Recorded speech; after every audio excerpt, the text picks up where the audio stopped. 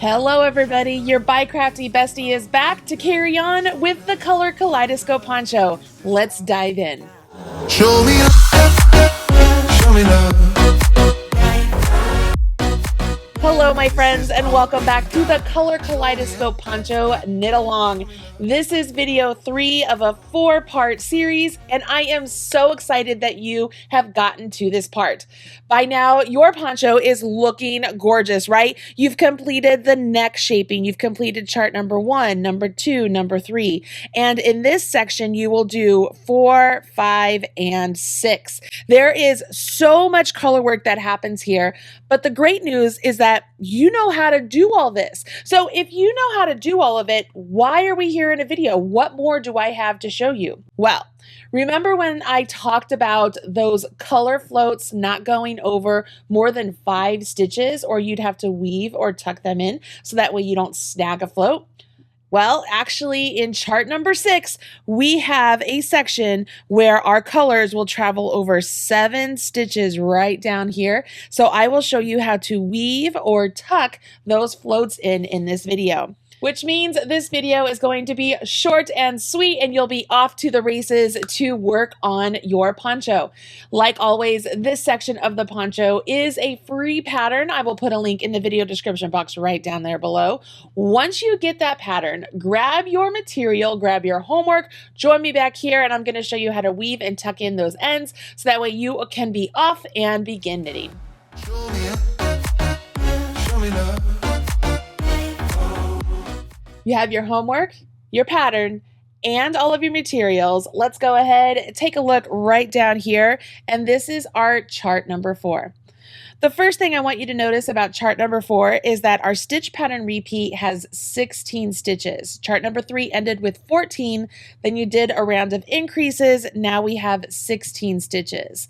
One thing to note here is that if you are not using stitch markers yet between your stitch pattern repeats, I highly recommend you start doing that now. Take it from my own experience, you guys. When you start getting to these stitch pattern repeats that are 16, 18, 20, 22, 24, it becomes really easy to accidentally make a mistake, and those stitch markers that will help you make sure you're at the right point just over those small amount of stitches will just save you a huge amount of time. So if you have not used those stitch markers yet, use those now, okay? The other thing to notice about chart number 4 is that we are doing our color changes, right? So we have 2 colors here that are the same for 1 and 2. A color change happens for row or round number 3. Color change happens on 4. Color change happens on 5. And then 6 and 7 are the same.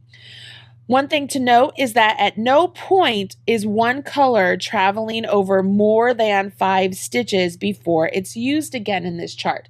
So that means that this chart is going to be as easy to read as the previous 3 charts you've done. So the great thing there is that you don't have to learn anything new other than just following the chart with your new colors. And if you haven't added those stitch markers, do that now. All right, so once we complete chart number 4, that brings us to chart number 5. One of the benefits of chart number 5 when I got to this in the sample is I was very excited that I was just using 3 colors. At one point, I had a whole nother color in here for row number 3, but then I changed my mind. I was like, nope, I want to have just 3 colors. And I wanted this to be complementary to the first chart we did. If you remember the first chart, it was like orange arrows, right?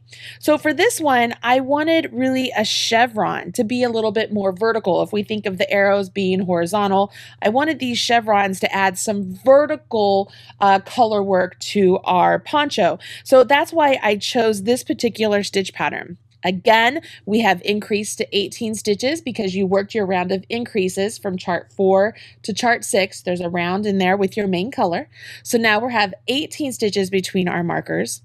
And it looks like there's a bunch of stitches here that are just all pink before you use your white again, but it's only 5 stitches. So we don't have to weave or tuck in our ends here because at no point is one of our colors traveling over more than 5 stitches. Again, that means that this chart right here is just as easy for you to complete as charts number 1, 2, 3, and 4. Number 5 is not going to be any different, other than you're going to have fewer tails to weave in because there aren't that many color changes.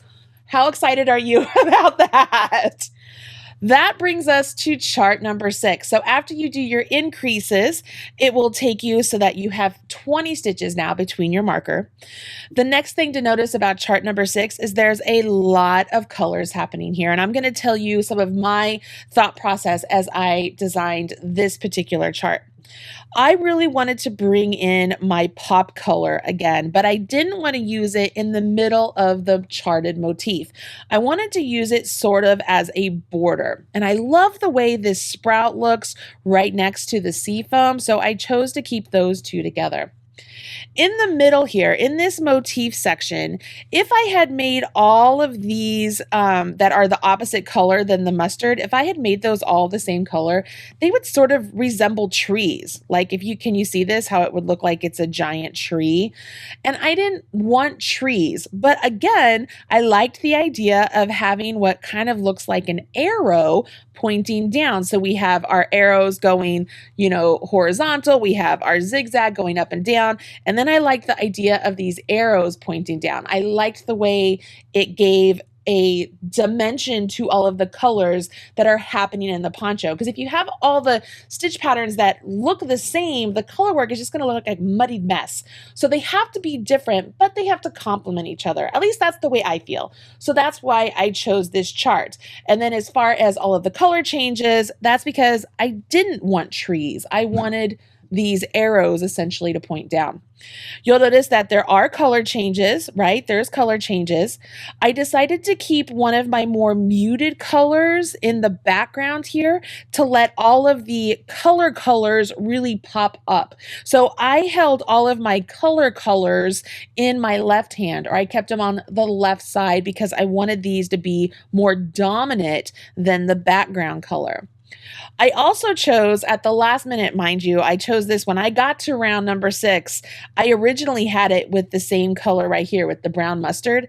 And I was like, you know what? I really think having this cream stripe in the middle of this motif would look really good in the overall look of the poncho, and it drew in that cream from using it above, and I was like, yep, that's what we need to do. So that's why I added it here, and I'm very pleased that I did. So the colors that I chose in here, if you have chosen different colors, I just want you to keep in mind, I really liked kind of keeping these all close to the same color family. So you'll notice they're blues and greens, or they're blues that even kind of are bluish green and a green. I liked the way they all kind of worked, even so much so with the sprout color kind of pulling in the green going into the yellow. I love the way that looked. So that's why I chose these colors for chart number 6. The big takeaway from chart number 6 is that it's the first time you will have a color that has to travel across more than 5 stitches before it's used again. Now, do you absolutely have to weave or tuck in your float if it travels across more than 5 stitches? No. However, you run the risk of snagging that float on your fingers as you're putting on your poncho, or on your ring, or in your earrings as you're putting it on, or whatever it may be. So it's nice to just kind of weave and tuck in that float as you go. And it makes it very easy if you use those colors that are really the chevron-y pointing down arrows. If you make those your dominant, it's going to be very easy to weave and tuck your ends, because those are the colors that we are going to have to weave or tuck in. Because you'll notice right here on round 5, we go 1, 2, 3, 4, 5, and then 1, 2, 3. 1, 2, 3, 4, 5, 6, 7. So it's on that row right there. So the 7 there, and then this becomes 7, right? There's 5 there, and then 2 over here. That's where we will weave or tuck in our float. All right, we're going to weave or tuck in our float. So you're asking, Marley, then how do I do that? Just get to it. I got you. I got you. I have went ahead and I started up another hat using the leftover yarn so that way I could show you how to weave or tuck in floats on some color work and in familiar colors that you might understand. Listen up. Here's what I want you to do. Please watch this video all the way through to see how I do the weave and tuck of the float. Then I want you to go ahead, work on your poncho all the way up until you get to chart number 6 and come back to this part of the video. I'm going to put a breaker point right after I stop talking here, and you'll be able to know exactly where to come back to watch these instructions. But I want you to watch them first before you go off and begin knitting on your poncho. All right, so here I go. I'm going to grab my stuff and we're going to do this. We're going to weave and tuck in our float. Show me up, show me love. Okay, like I said, I'm working up a hat with my leftover yarn because I love making hats. The teal is on my left hand, the cream is on my right hand. I have a significant number of stitches in the cream before I use my teal, which means I'm going to weave or tuck in my teal. So here we go. I want to go ahead and I will knit a few stitches with my cream. And then I want to decide, all right, here's where I'm going to weave or tuck in my teal. So here's how it goes. You go into the stitch, take your left hand yarn, bring it on top and lay it on top of your right hand needle. Okay.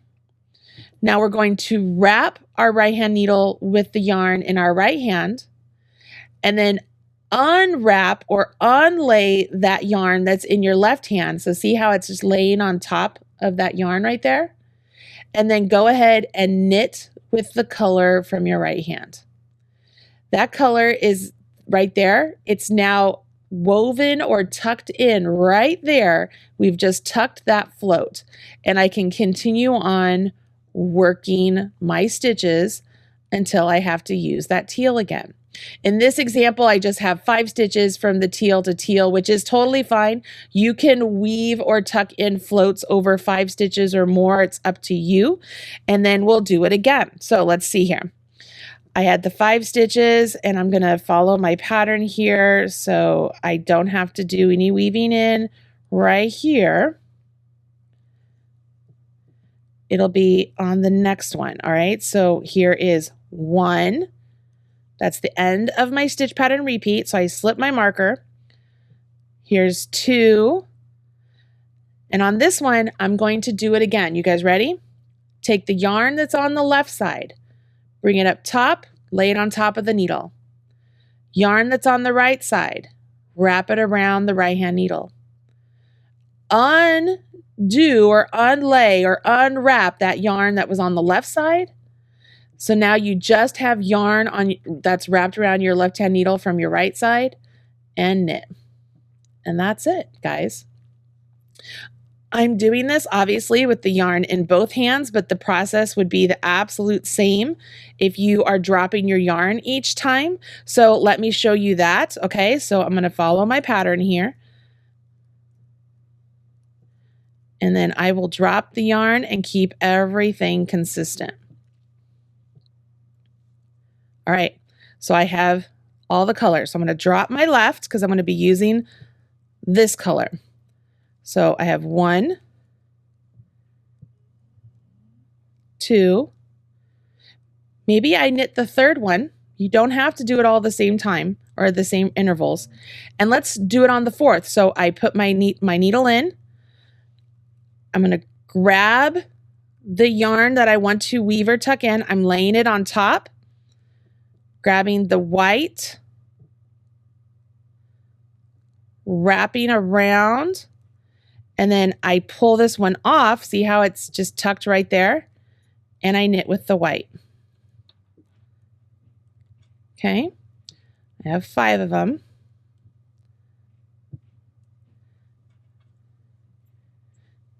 And my little float is just tucked in right there. So then I would continue on. Move the white over, do the teal, do the white,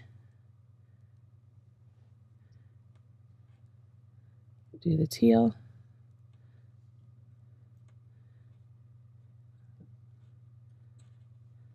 Do the white.